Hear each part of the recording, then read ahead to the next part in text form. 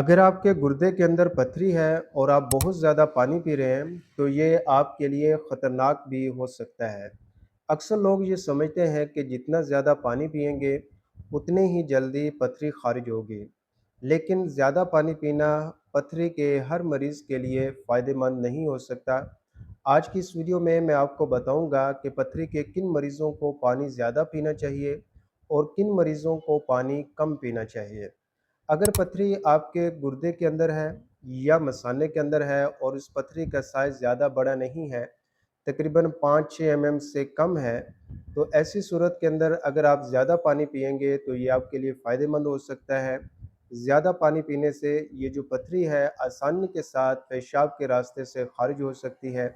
लेकिन अगर आपकी ये पथरी पेशाब की नाली के अंदर फंस चुकी है या मसाने से बाहर निकलने वाली नाली के अंदर फंस चुकी है और उस वजह से पेशाब के अंदर रुकावट हो रही है, पेशाब में बंदिश हो रही है, तो ऐसी सूरत के अंदर आपको पानी कम पीना चाहिए।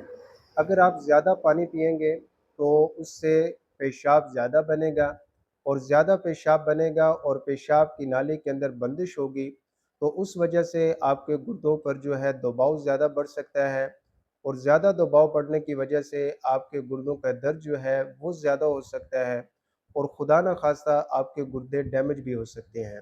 इसलिए जब भी कभी आपको गुर्दे के अंदर पथरी का शुबा हो या आपको गुर्दे में दर्द रहता हो, तो इसके लिए सबसे पहले आप अल्ट्रासाउंड करवाएं ताकि ये पता चल सके कि पथरी का जो है मकाम कौन सा है, गुर्दे के अंदर पथरी है या पेशाब की नाली के अंदर है और उसकी वजह से कोई बंदिश वगैरह हो रही है या और किसी किस्म की कोई कॉम्प्लिकेशन तो नहीं हो रही, उसके मुताबिक ही आप पानी कम या ज़्यादा पिएँ।